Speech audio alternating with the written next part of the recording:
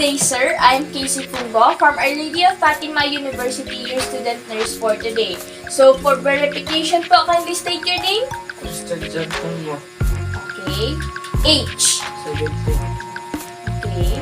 So, today, I am going to assess your neurological system. So, in order for me to do that, I'll be performing your some certain tests on your cranial nerves. So, I assure that the test or the assessment will be take for about 10 to 15 minutes. So, assure you that all of the documents and findings that I'll be noting will be confidential between me and the attending physician. So, is that okay with you, sir? Okay. So, before anything else, I must perform some question or ask you some question for the subjective data. So, meron bang experience about neurological concerns such as headache, dizziness? No. Okay. So, meron bang difficulty sa swallowing and speaking? No. Okay. So, may recent falls ba na nararamdaman lately? No. Okay. May experience ba sa neurological condition such as stroke, transient? No.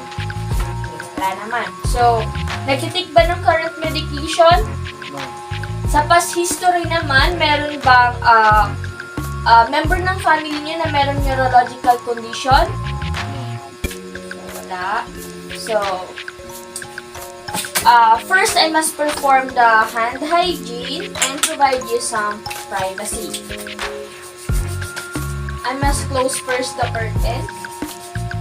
For our first assessment, I must perform and assess your mental status. So, I should ask you some certain question and you must answer it po, ha. So, for your mental status, sir, can I ask you, nasaan po ba kayo? Hospital. Okay. So, pwede niyo po bang sabihin kung ano yung time, yung date, kung anong araw po ngayon? Monday, 8 a.m. May 23. Okay. Saan ka po nakatira? Sorsogon City. Ano yung pangalan mo? Christian Janton mo. Kailan yung birthday mo? October 17. Okay.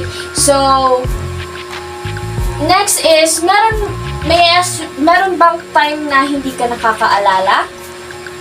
Wala. So, pwede mo bang i-describe sa akin yung naging activity mo kaninang umaga?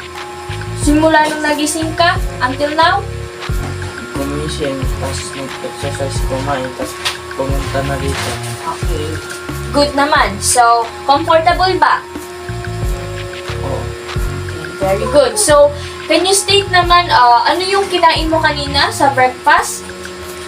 Kanin, tas fried chicken. Okay.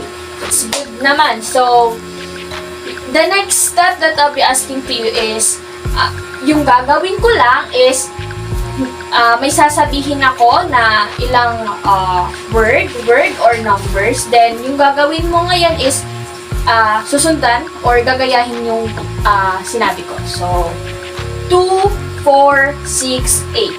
2, 4, 6, 8. Ngayon naman, yung gagawin ko is sasabihin ko yung 2, 4, 6, 8 and then babaliktarin mo, ha? Okay. 2, 4, 6, 8. 8, 6, 4, 2. Okay. So, that's good. So, very good naman. So, ngayon yung gagawin ko naman is, magtatanong ako ng general knowledge, ha, tapos, sasagutin mo. So, ano ang pambansang bulaklak ng Pilipinas? Okay, very good. So, 10 times 10? 100. Okay. Ano ang pambansang awit ng Pilipinas? Lupang Mineral. So, it's good to know. So, very good na na-answer mo naman yung mga tinatanong ko. First assessment na gagawin natin is I am going to test your cranial nerve 1, which is the olfactory nerve. So, yung gagawin ko muna natin is I am going to put some gloves muna.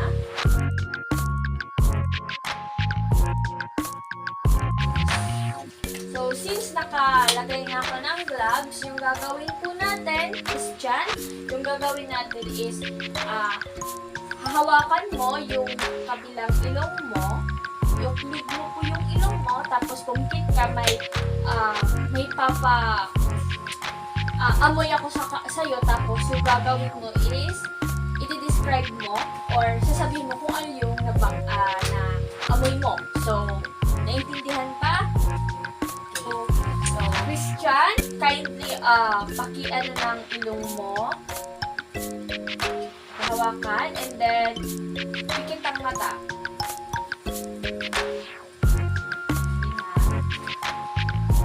So, sa kabilang ilong naman, ano yung naaamoy mo? So, next, kabilang ilong. So, ano yung naamoy mo? Very good. Ito one na ipapaamoy ko sa'yo. So, ulit, gawin yung procedure.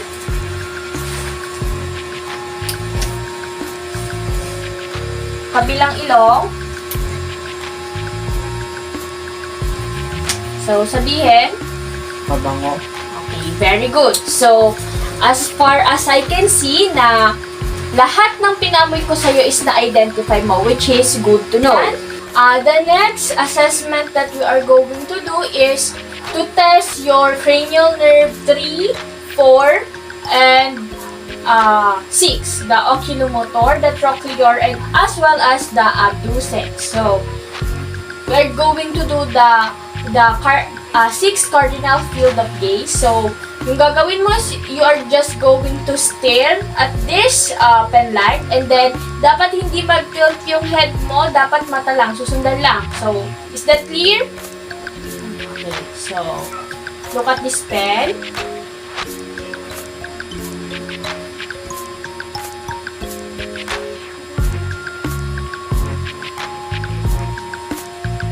Okay. Doing good.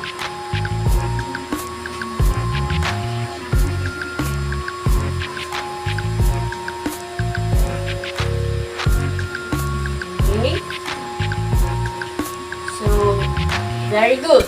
So, the next thing that we are going to do naman is we are going to do the pupillary light reflex, the indirect and direct. So, first, I am going to dim or to turn off the light. You're just going to stare at me lang, ha?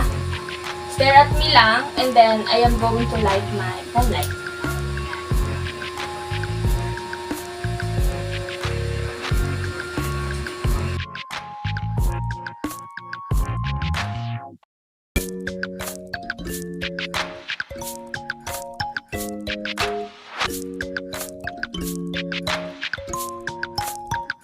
So, next that we are going to do is, you're just going to stare at this. So, yung gagawin ko is, I move this pen light to you forward and backward. So, focus on in this object, ha? So,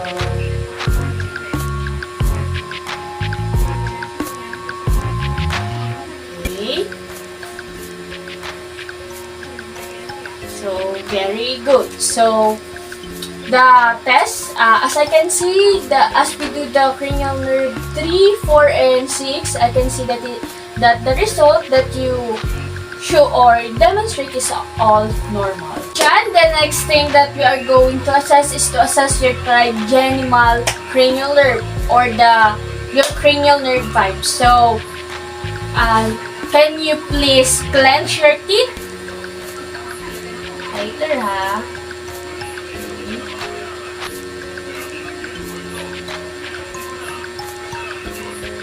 Alright, here to test the sensory part of your cranial 5, I have here a cotton. At the edge of this is a sharp and this one is dull. Yung gagawin ko lang is I am going to touch it at the part of your face and describe mo lang kung sharp or dull. So, do you understand? Close your eyes. Tightly, ha? Sharp sa pisngi. Dahil sa noo. Dahil sa baba. Dahil sa pisngi. Chef, sana all. Dahil sa pisngi. Chef, sa baba. So the next assessment for your trigeminal, this is the last, is to test your blink reflex. So I have here a cotton. So yung gagawin ko lang is I am going to touch the sclera part of your eye. So dito yung tingin.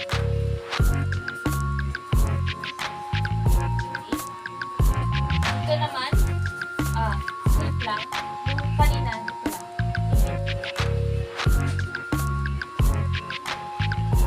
Christian, the next assessment that we are going to do is to test your cranial nerve 7, which is your facial nerve. So, yung gagawin mo lang is you are just going to follow my command. So, now, kindly smile. Show your teeth. Alright. Raise your brow. Taas yung kilay. Baba. Simangot. Puff your cheeks. Roll. Okay. So, now, close your eyes tightly. Tightly, ha. Yung mahigpit. So, okay. So, now, the next thing that I am going to do is to test the sensory function of your facial nerve. So, yung gagawin mo lang ulit is you are just going to pikit. And then, using my popsicles, my tongue depressor here, pikit ka, tapos i-describe mo kung ano yung nalasahan mo. Kung matamis, kung maasim, kung mapait, or kung maalat. So, do you understand? Okay, pikit na.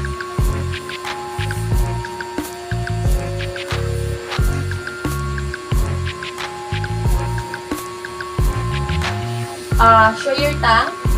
So, protrude yung tongue. Tamis. Very good. Next, pikit ulit. Pikit lang.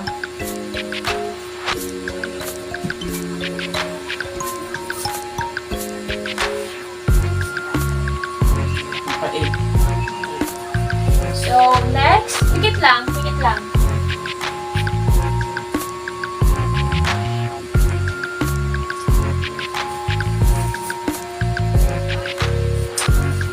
Maasim.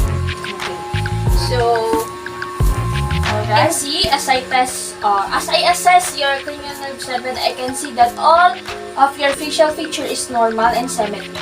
So, I must first properly dispose this. So, the next thing that we are going to do is to test your cranial nerve, your glossopharyngeal, and your vagus. So, the first thing that I am going to do naman is you are just going to open your mouth and say to fully see the uvula. And then to test your gag reflex. So now say say okay. So next, ulit say ulit.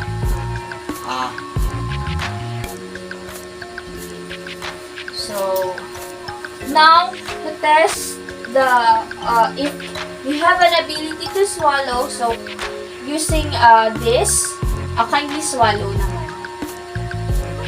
Inumin mo and then tunog. So that's enough. So thank you. As I can see, as I test your glossopharyngeal, so itatapin ko ulit ito. So as I can see, as I test your glossopharyngeal and vagus, your uvula is symmetry. And then, as you swallow naman, I can see that wala namang difficulty at all. So, what to do is to test your cranial nerves, your spinal accessory. So, to test, first we are going to do the test for your trapezius. So, yung gagawin ko lang is I am going to put my hand here and then shrug your shoulder, ha. So, 1, 2, 3, shrug. Okay. So, I'm going to test now your stenomastoid. So, ang gagawin ko lang is I am going to put my hand on your cheeks. And then, yung gagawin mo is i-resist mo to the opposite side. So, go. Okay. Good. Very good. Next. Okay. Very good. So, for the last assessment that we are going to do is we are going to test your cranial nerve 12, which is the hypoglossal. So, again, using the tongue depressor, yung gagawin ko lang is you are just going to protrude, ilabas yung dila. And then, I'll put this tongue depress, and then yung gagawin mo lang again is i-resist. Okay, do you understand? Okay. Protrude your tongue. Then, I put it at the side. Okay, good. On the other side. Okay. So now, balik na. Then, put your tongue up, down, then side, both another side. So, I'll just dispose this tongue depressor of mine. Done for further assessment, I can see that all of the data that you've been demonstrated to me is all normal. So, my only advice to you is to continue what are you doing para i-enhance yung neurologic system mo. So, that's all for assessment for today, and thank you for your cooperation.